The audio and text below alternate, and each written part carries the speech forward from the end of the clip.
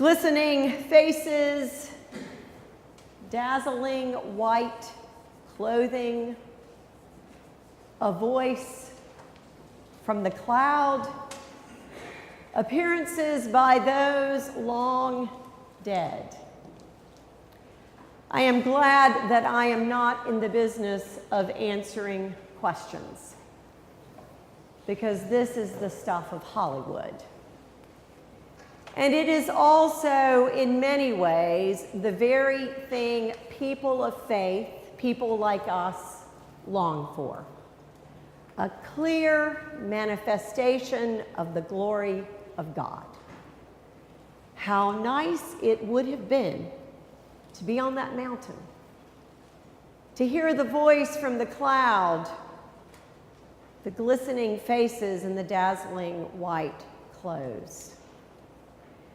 We long for the things of faith, especially the ones that we can touch and taste and hear and know as distinctively the reality of God.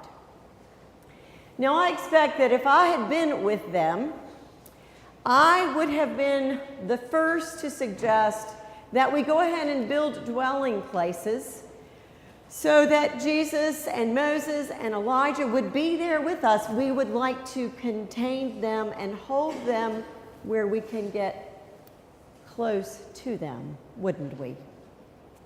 And after we had constructed those dwelling places, I would have come back here. I would have gathered all of you up with me, and we would have together journeyed back to that mountaintop so we could all see where it is that Jesus lives.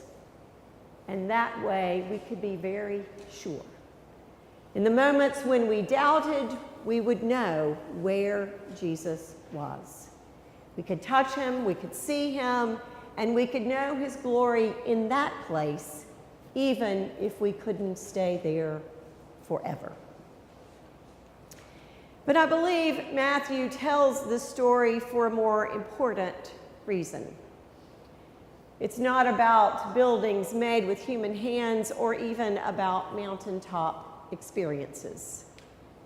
Perhaps Matthew tells this story so his hearers will be drawn more deeply into the mystery of God's love as it is revealed in Jesus Christ. Though I haven't read too many mysteries since I finished the Nancy Drew series in 4th grade, I have watched with interest as readers of mysteries are drawn deeply into the story. In a mystery, the reader always begins on the outside, and as the web of relationships within the story grows more and more complex, the reader soon finds herself becoming part of the texture of the web. The strands thicken, the mystery deepens, first around one character and then another, until suddenly the reader stands in the center of the web. Gradually then, the skilled author begins to untangle that web, one strand at a time, until the aha moment occurs. The reader and the characters become one, and the reader owns the story. All the loose ends are tied together, and the web is complete.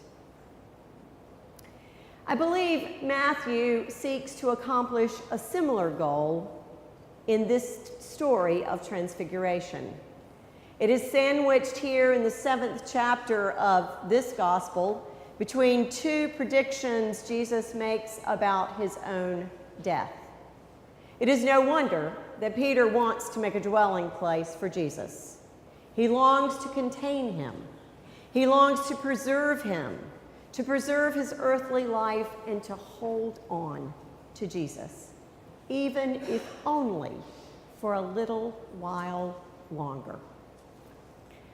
While the mystery will continue, Peter finds himself hanging on by a thread yet still seeking to strengthen his ties to Jesus. But alas, it is not to be as Peter and James and John and perhaps we hope. For a few moments, but only for a few moments, they see the remarkable glory of God revealed in a particular way in Jesus Christ. And in those precious moments, there is more reality than mystery, more awe than fear, much more hope than distress. And it is enough. The moment on the mountaintop is many things for them, but it is principally a revelation of the living God.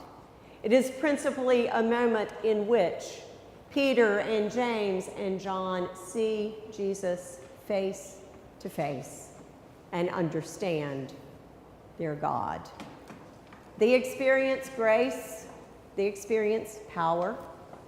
When the voice from the cloud terrifies Peter and James and John, Jesus does for them the same thing he did for the leper, the same thing he did for Peter's mother-in-law, and the same thing he did for the two blind men.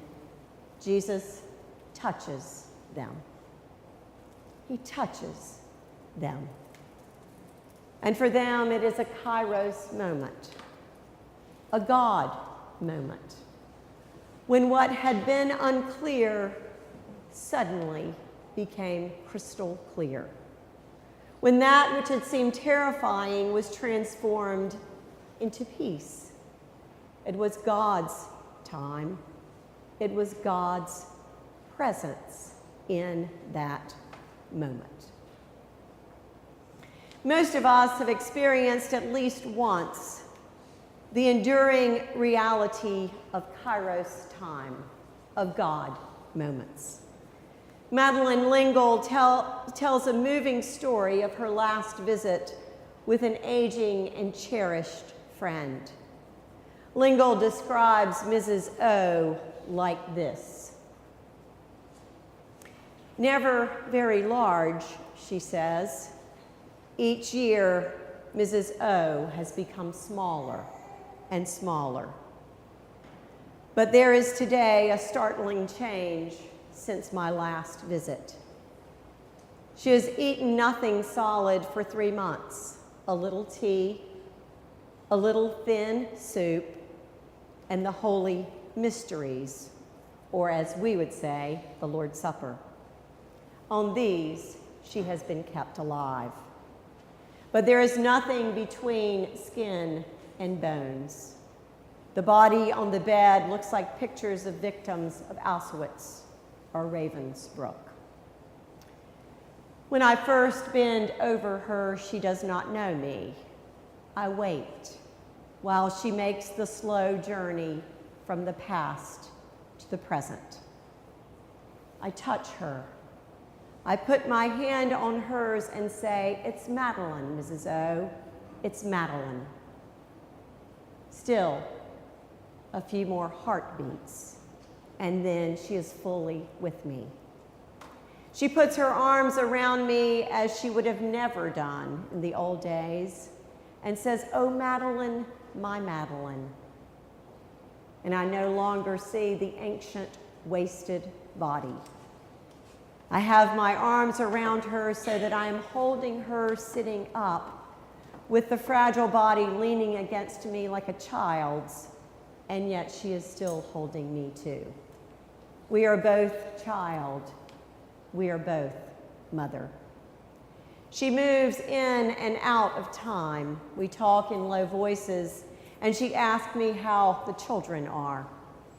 Once in a while, she gets lost in chronology and asks questions out of time. But the next moment, she will be back with me in the present. I stay for an hour, much longer than I had expected to be there, because we are in Kairos, Mrs. O and I, in God's time. And the extraordinary thing is the electric current of love. It is powerful and beautiful, flowing back and forth between Mrs. O and me. Gilly, standing beside me, had expected to step outside, but she too was drawn into the lovely light which was uniting Mrs. O and me. I cannot set down in words the strength and joy of that river of love. It was something that can happen only in Kairos. It was a time of transfiguration. So we are given a glimpse of what it is really like, how things are really meant to be.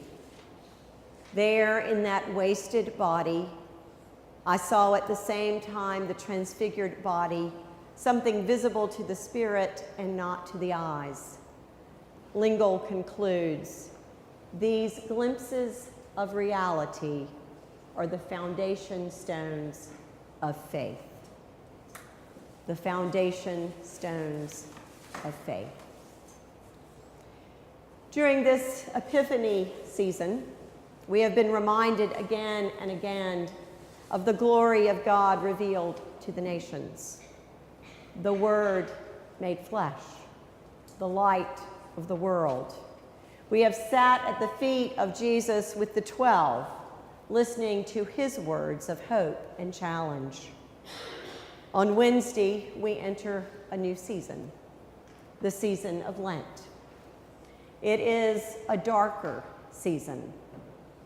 On Wednesday noon and on Wednesday evening, we will gather here to repent in sackcloth and ashes, to acknowledge our sinfulness and to experience God's grace in the midst of who we are. And so begins a journey marked by challenge and temptation. As we stumble together through Lent, we will need to recall the mountaintop. We will need to remember the glistening face. We will need to remember Peter, James, and John holding on. We will need to remember when and where we have seen the face of Christ. We will remember this Kairos moment, this stop on our journey, for the Transfiguration is a pledge of sorts. It reminds us that Jesus is with us on our journey. It means that even when we don't see a transfigured face or a light shining brightly, that Jesus is right here. That Jesus is where we are even before we have gotten here, and that Jesus will be where we are long after we are gone. Seeing that face reminds us of God's presence even when we are unaware.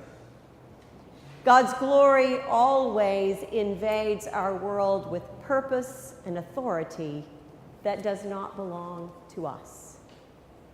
Honestly now, it's messy down here. We've made our own mistakes. We're responsible for lots of our messes. But we also live within a messy web that is not entirely of our doing. We are connected to one another by misdeeds and mishaps and misspoken words. But even that tangled web will one day be transformed by the risen Christ. Christ walks among us. The risen Christ stands at the center of all the relationships we claim as our own.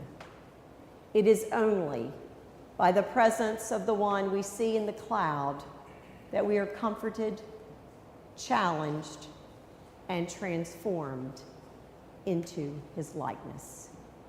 To God be the glory. Amen.